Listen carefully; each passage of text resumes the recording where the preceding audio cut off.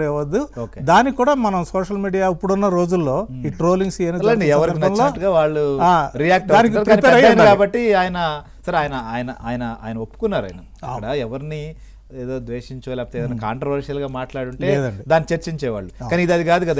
ఎందుకు కాంట్రవర్షియల్ గా అన్నానంటే వారి కుమారులు రాజమౌళి గారు ఇవాళ జాతీయ స్థాయిలో ఆయనకున్న గుర్తింపు అలాంటిది కాదు. ఇప్పుడు ఇంటర్నేషనల్ స్థాయికి ఎదిగేటువంటి ప్రక్రియలో వారణాసి సినిమా చూస్తూ ఆయన ఒక మాట మాట్లాడితే చాలా పెద్ద చర్చకి దారితీసింది. రాజమౌళి గారు ఫంక్షన్లో వారణాసి ఫంక్షన్లో ఆయన దేవుడి గురించి కొన్ని కామెంట్స్ చేశాడు. అప్పుడు చాలా పెద్ద చర్చకి దారితీసింది. అసలు అప్పుడు కూడా వారి ఉద్దేశం ఏంటి అసలుకి? యాక్చువల్గా అంటే రాజమౌళి కానీ లేకపోతే కీరవాణి గారు కానీ విజేంద్ర ప్రసాద్ గారు అని ఇందాక నేను చెప్పినట్టండి కులాలు మతాలు పట్టించుకునే వ్యక్తులు కాదండి.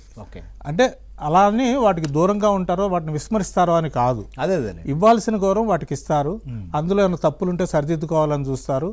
వాళ్ళ వైపు నుంచి కూడా ఏదన్నా ఇలాంటిది మనం ఏదైనా పొరపాటు చేశాము అంటే ఇమ్మీడియట్ గా క్షమాపణ చెప్పే గుణము ఈరోజు మనం చూసినట్టుగా అంత ఈ వయసులో ఆయన నిజానికి క్షమాపణ చెప్పాల్సిన అవసరం లేదు.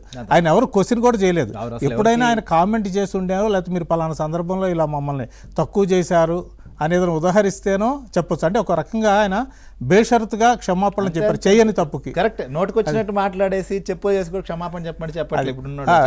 ఇంకోటి కూడా అసలు ఆ మాట నేను అనలేదు తప్పుగా అర్థం చేసుకున్నారు అని కూడా కొందరు వ్యాఖ్యానిస్తారు. అలాంటి సందర్భంలో ఆయన చెప్పడం అనేది గ్రేట్ అండి. అయితే వారణాసి ఇష్యూ వచ్చింది కాబట్టి అండి టు బి ఫ్రాంక్ రాజమౌళి గారికి దేవుడు అంటే భయము భక్తి లేదని అనుకోవడానికి లేదండి.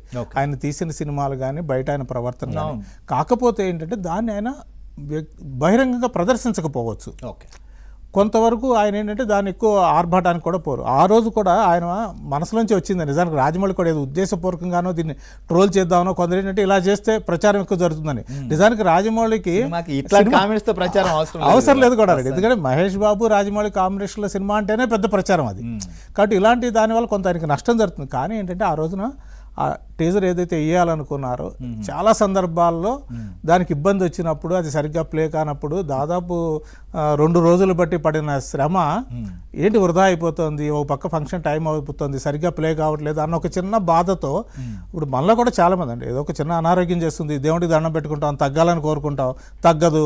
నిజంగా దేవుడు ఉన్నాడా ఉంటే నాకే ఎందుకు ఈ కష్టాలు అని అనుకుంటాం. అయితే ఏంటంటే రాజమౌళి లాంటి వ్యక్తి ఆ వేదిక మీద అంతమందిని దృష్టిలో పెట్టుకుని ఒక్కసారిగా మాట్లాడేసరికి అది నెగిటివ్ ఇంపాక్ట్ అయిపోయింది. సినిమా కూడా వారణాసి పైగా తీస్తున్నదేమో రాముడి మీద సినిమా. అందులో మహేష్ బాబు రాముడి పాత్రలో కొద్దిసేపు కనిపించబోతున్నారని చెప్పారు. ఇలా రాముడి మీద సినిమా తీస్తూ వారణాసి అంటూ శివుడి నేపథ్యం తీసుకుని ఇలాంటి మాట మాట్లాడారండి. అంటే దేవుడి మీద నమ్మకం లేని వాళ్ళు ఇలాంటి సినిమా ఎందుకు తీయటము అనే చర్చ కూడా దారి తీసిందండి. కాకపోతే ఏంటంటే ఆయన ఇంటెన్షన్ ఏంటంటే ఆ క్షణంలో ఆయన మనసులో అనిపించింది చెప్పారండి. దానికి ఈయన కూడా తర్వాత పాపం విజేంద్ర ప్రసాద్ గారు కూడా వివరణ ఇవ్వాల్సి వచ్చింది. నిజానికి రాజమౌళి ఉద్దేశం అది కాదు, ఏదో ఆ సందర్భంలో అతను అన్నారు చెప్తే మేమందరం కూడా రాముని కానీ కృష్ణుని కానీ లేదా ఆంజనేయ స్వామిని కానీ వీళ్ళందరినీ కొలిచేవాళ్ళమే, మేమేమి యతిష్ఠులం కాదు అన్నట్టుగా ఆయన కూడా వివరణ ఇచ్చే ప్రయత్నం చేశారు. అక్కడికి అది సద్దుమడిగింది. కాకపోతే ఏంటంటే ఈ రోజున ఇందాక మనం అనుకున్నట్టుగా సోషల్ మీడియాలో మాత్రం అది ఇంకా సజీవంగానే ఉంటుంది. ఇప్పటికీ రాజమౌళి సందర్భం ఏమైనా వచ్చింది అనుకోండి, రాజమౌళి గారి తండ్రి చేసిన కామెంట్ వచ్చినప్పుడు మళ్ళీ రాజమౌళి గారు ఏమన్నారు ఇవన్నీ సోషల్ మీడియాలో 1 by 1 దాని తరపున వచ్చేటువంటివి ఉంటాయి కదా. సో ఈయన రాజ్యసభ సభ్యులు వస్తానికి పెద్దల సభలో ఉన్నటువంటి వ్యక్తి. ఆయన మాటలు కావచ్చు లేకపోతే ఆయన రచనల్లో కూడా మనం చూస్తుంటాం. సినిమాల్లో కూడా కొంత సోషల్ ఎలిమెంట్ని టచ్ చేస్తూ వస్తుంటాడు. సో అంటే ఇప్పుడు ఈరోజు ఆయన బహిరంగంగా మాట్లాడుండొచ్చు, కానీ అలాంటి అంశాల్లో విషయంలో మనం కొన్ని పాత్రలు చూసినప్పుడు ఆ పాత్రల కష్ట సుఖాల్లో మిగిలినటువంటి వారితో ఏ రకంగా మింగిల్ అవుతారన్నప్పుడు మనకు బాహుబలిలో కూడా కొన్ని దృశ్యాలు చూడొచ్చు. ఇట్లాంటివి కూడా ఆయన రచనలో కనిపిస్తాయి కదా. అవునండి, 100%. ఎందుకంటే ఆయన తీసిందండి రాజన్న సినిమా తీశారండి. అందులో రాజన్నలో కూడా అంటే ఇక్కడ ఉన్నటువంటి గ్రామీణ ప్రాంతాల్లో ఉన్న వాళ్ళు రజాకర్ల సమయంలో ఎంత ఇబ్బంది పడ్డారు, ఎన్ని ఏమంటారు అత్యాచారాలకి గురయ్యారు, వాళ్ళ మీద రివోల్ట్ అయినటువంటి ఒక వ్యక్తి ఎలాంటి ఇబ్బందులు ఎదుర్కోవాల్సి వచ్చింది అంటూ మ్యాక్సిమం ఒక సామాజిక రకమైనటువంటి అట్టడుగు వర్గాల వారిని సపోర్ట్ చేసేది వాళ్ళ వాయిస్ని వినిపించే విధంగానే ఆయన కలం సాగుతూ వచ్చిందండి. అలాగే బజరంగి భాయిజాన్ సినిమా తీసుకుంటే కూడా మనం ఈ రోజున భారత్ పాకిస్తాను వైర దేశాలు అని అనుకుంటూ ఉంటాం. నిజానికి కొందరు అనేది ఏంటంటే దాయాదులు అంటుంటారు. అంటే ఒక రకమైన అన్నదమ్ములు అంతే అన్న భావంతో ఉండేదే కదా. కానీ వాళ్ళ వైరుపక్షం అయిపోయింది మనం.